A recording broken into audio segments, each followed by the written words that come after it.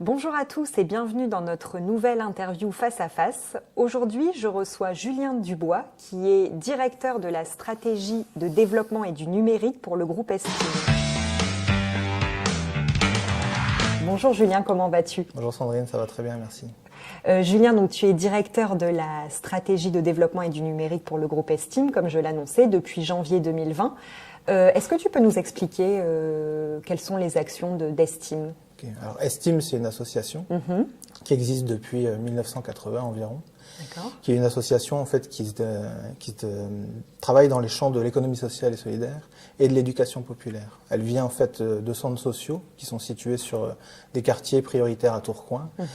Et on a évolué en fait au fur et à mesure des années. Et aujourd'hui, l'association Estime œuvre dans les champs de l'innovation sociale pour accompagner les habitants qui ont des difficultés, qui sont en état de fragilité, dans différents axes, dans différents pôles. Un pôle, ce qu'on appelle d'action sociale, qui est porté par nos deux centres sociaux sur les territoires de Bellencontre et des Falampins à Tourcoing.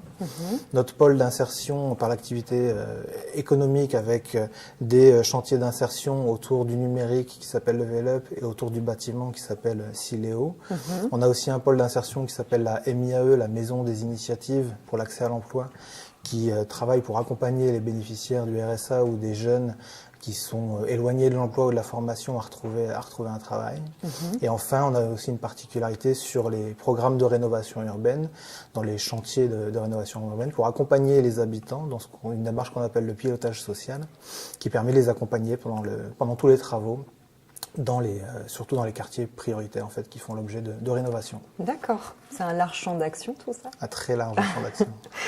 Quelles sont les actions concrètes d'utilité sociale qui ont été mises en place par Estime? Est-ce que tu as des exemples à nous donner? Oui, beaucoup d'actions. On a une quarantaine d'actions qu'on porte par an, donc on ne va pas tous forcément les énumérer, mais l'action des centres sociaux d'abord qui œuvre au quotidien pour les habitants du territoire, dans les quartiers sur lesquels ils se trouvent. Donc, ça peut être autant des actions d'accueil de loisirs que de projets autour de la jeunesse, de mobilité, etc. Donc, on parle de la petite enfance jusqu'au senior, en fait, et à l'âge adulte, en passant par toutes les tranches d'âge entre deux. Donc, tout ce qu'on peut attendre d'un centre social de proximité.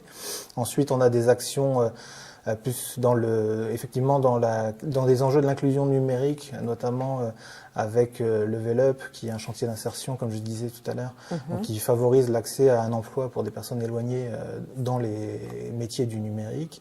Alors, on travaille aussi avec un autre projet d'inclusion numérique qui s'appelle les centres sociaux connectés, qui fait en sorte de faire monter en compétence et les habitants et les centres sociaux à l'ère aujourd'hui du numérique pour travailler sur toute la question des dématérialisations et de l'accès aux droits, puisqu'aujourd'hui tout se numérise, donc il y a un gros enjeu pour les habitants et notamment dans les quartiers prioritaires. Et ensuite, toutes nos actions d'insertion, d'accompagnement des publics vers l'apprentissage, d'accompagnement des publics vers l'insertion, trouver un emploi, trouver une formation. Donc ça fait un grand éventail de projets d'utilité sociale qu'on porte. Et tu as une idée du nombre de projets qui sont mis en place par Estime chaque année? Chaque année, on est sur environ une quarantaine de projets dans les différents pôles qu'on porte. Chaque pôle peut porter aussi plein de projets différents. Encore une fois, il y a des projets autour de la petite enfance, autour de la jeunesse, autour de l'âge adulte, autour des seniors. Et après, des projets plus spécifiques sur l'insertion, etc. Donc, on a une quarantaine de projets par an. Donc, des projets qui s'inscrivent aussi dans la durée. Donc, c'est des projets des fois qui reviennent, qu'on porte depuis des années. Et beaucoup de nouveaux projets aussi qu'on essaie de faire évoluer. Là, en ce moment, on travaille beaucoup sur les enjeux de la transition écologique, qui est une de nos priorités absolues pour les années à venir. D'accord. Et tu sais à peu près combien de personnes travaillent pour le groupe Estime? Là, aujourd'hui, il y a environ 150 salariés.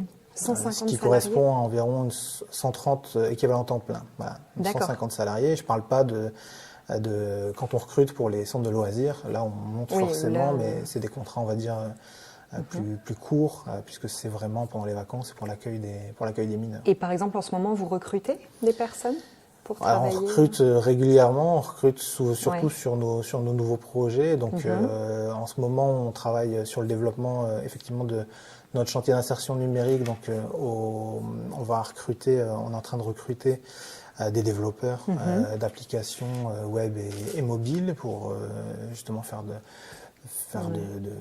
des travaux de création d'applications, de sites internet. On est en train de recruter aussi des personnes autour du projet Centre Socioconnecté, notamment pour tout ce qui est la partie SMH, puisque nos projets maintenant ont vocation à s'essaimer sur d'autres territoires ou auprès d'autres structures. C'est vraiment l'enjeu aussi qu'on se fixe. Et on va certainement recruter très prochainement dans les métiers de verts, en fait, dans les métiers de la transition écologique, puisqu'on a recruté quelqu'un depuis septembre avec un plan d'action pour Estime et pour le territoire. Et aujourd'hui, on commence vraiment à déposer beaucoup de projets là-dessus. Donc très rapidement, on va augmenter notre effectif et nos recrutements effectivement dans ce domaine-là. Et quel bilan tu peux faire justement de l'année 2021 par rapport aux projets qui ont été mis en place? Est-ce que tu as des projets en particulier dont tu veux nous parler? L'année 2021, c'est une année un peu de transition. Ça a été une année un peu... au niveau des financements, tout ça. Donc, on a certains projets qui se sont arrêtés, d'autres projets qui ont commencé.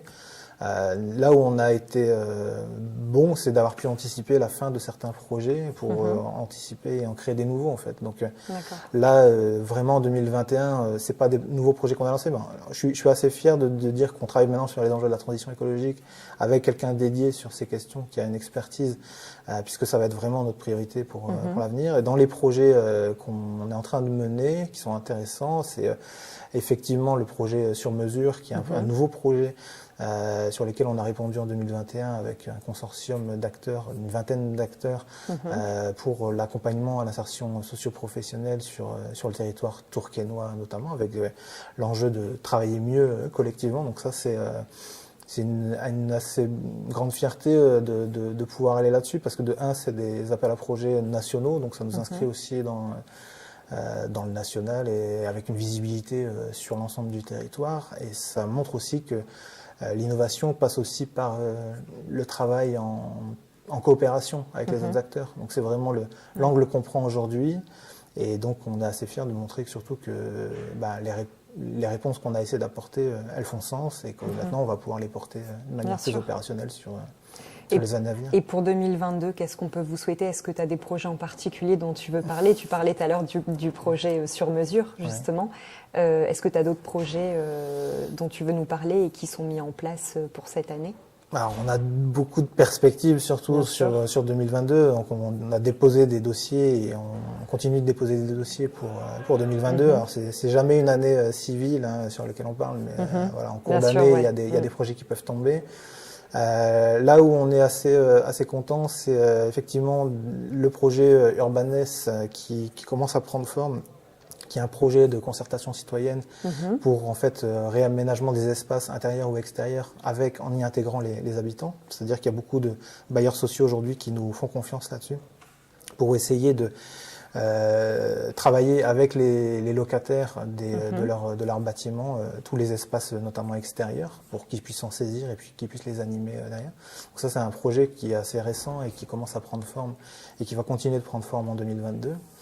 On a effectivement le projet sur mesure dont on parlait tout à l'heure et qui commence concrètement aujourd'hui, en 2022, et qui va porter ses fruits pour accompagner 250 personnes à l'emploi sur 2 ans sur le territoire de Tourcoing.